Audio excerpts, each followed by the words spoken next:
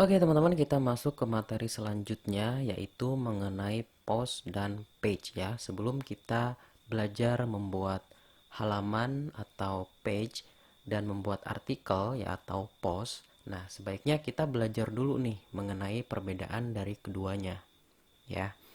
Oke, karena sekilas itu hampir mirip ya, hampir mirip persis, padahal ada beberapa perbedaannya. Nah, kita akan bahas di materi ini.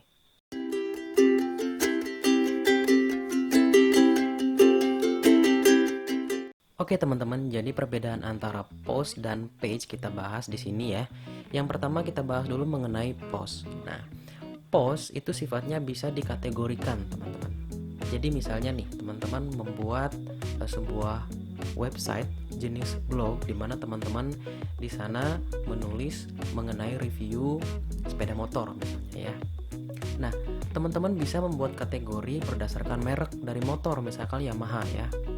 Oke, nah dimana di dalam kategori Yamaha itu teman-teman membuat konten atau artikel yang membahas mengenai misalnya motor Yamaha NMAX, motor Yamaha Mio misalnya review motor Yamaha NMAX, misalnya review motor Yamaha Mio. Nah, kedua konten ini dikategorikan ke dalam kategori Yamaha, yaitu berdasarkan merek.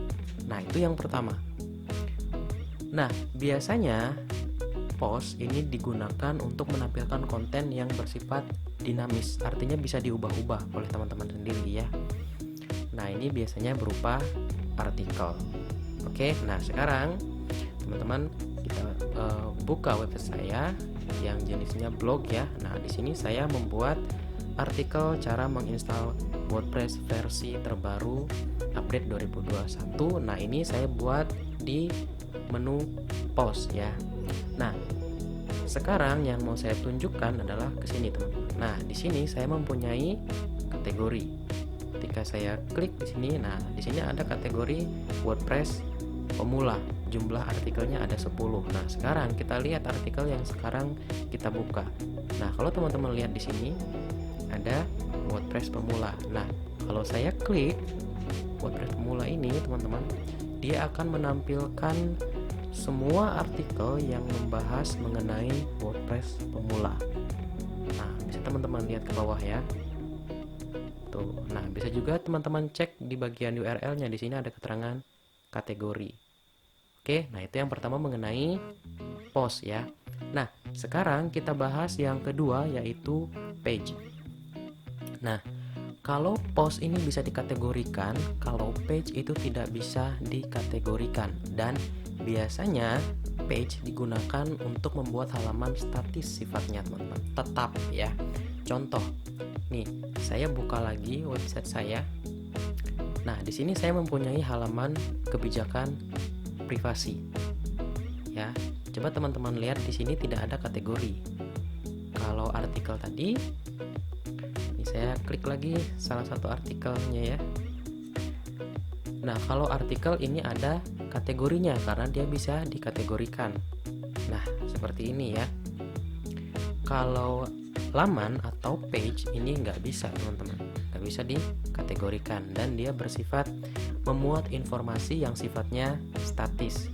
Contoh lagi selain kebijakan privasi, biasanya ada halaman kontak, di mana di halaman kontak itu pengunjung websitenya teman-teman bisa menghubungi pemilik website ya dengan mengirimkan melalui kontak yang sudah disediakan. Nah, itu biasanya seperti itu ya. Oke, nah sekarang kita lebih jauh membahas mengenai page ya. Selain digunakan untuk memuat halaman, untuk memuat konten statis atau yang bersifat tetap, biasanya page juga digunakan untuk membuat landing page. Nah, apa itu landing page nih? Teman-teman belajar sedikit ya mengenai periklanan. Oke. Nah, ketika teman-teman beriklan misalnya di Facebook Ads ya. Di Facebook Ads atau di Google Ads ya. Google Ads. Nah, itu biasanya ketika teman-teman mengklik iklan di Facebook ataupun di Google Ads, itu biasanya teman-teman akan dibawa ke sebuah halaman, di mana di halaman tersebut teman-teman dikasih detail dari produknya, mengenai harganya, kemudian fiturnya, kelebihannya apa ya, kemudian offernya atau promosinya, misalnya diskonnya, seperti itu ya. Oke, nah itu landing page. Nah, biasanya landing page ini dibuat menggunakan menu page atau tipenya laman ya, bukan post. Oke, jadi sekarang kita review lagi mengenai perbedaannya. Yang pertama, kalau post itu bisa dikategorikan, sedangkan page tidak bisa dikategorikan. Kemudian yang kedua, post biasanya digunakan untuk menampilkan konten yang bersifat dinamis atau artikel. Nah, sedangkan page biasanya digunakan untuk memuat halaman yang bersifat statis atau tetap. Contohnya kebijakan privasi dan halaman kontak. Selain itu, page juga biasanya digunakan untuk membuat landing page untuk tujuan beriklan. Kalau artikel sangat jarang sekali digunakan untuk dijadikan sebagai landing page. Nah, gitu ya teman-teman. Sampai di sini teman-teman sudah belajar mengenai perbedaan dari post dan page.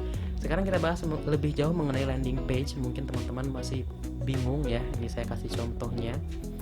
Saya sudah membuat halaman landing page ya, teman-teman bisa lihat. Nah, ini dia. Ya. Nah, mungkin juga teman-teman masuk ke kelas wp.online ini melalui iklan saya yang tampil di hasil pencarian Google. Nah, itu namanya Google Ads, teman-teman. Ya. Jadi teman-teman dibawa ke sebuah halaman seperti ini misalnya. Nah, di mana teman-teman di sini saya menawarkan produk saya, kemudian kelebihannya apa ya, fiturnya apa, dan adakah diskonnya gitu ya. Testimoninya mungkin kalau sudah ada testimoni ya. Karena di sini belum ada testimoni, jadi saya tidak menampilkannya karena saya tidak ingin memanipulasi itu.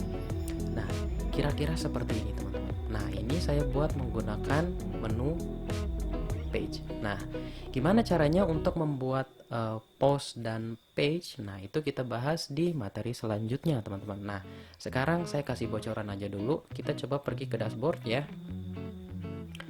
Nah, kalau teman-teman ingin membuat artikel itu buatnya di sini di menu post ya. Kalau teman-teman ingin membuat halaman, bikinnya di sini. Oke, seperti itu. Nah, sekarang kita lihat daftar artikel yang saya sudah publish ya. Nah, di sini kan ada kategori tuh ya, bisa dikategorikan. Sekarang coba kita lihat laman.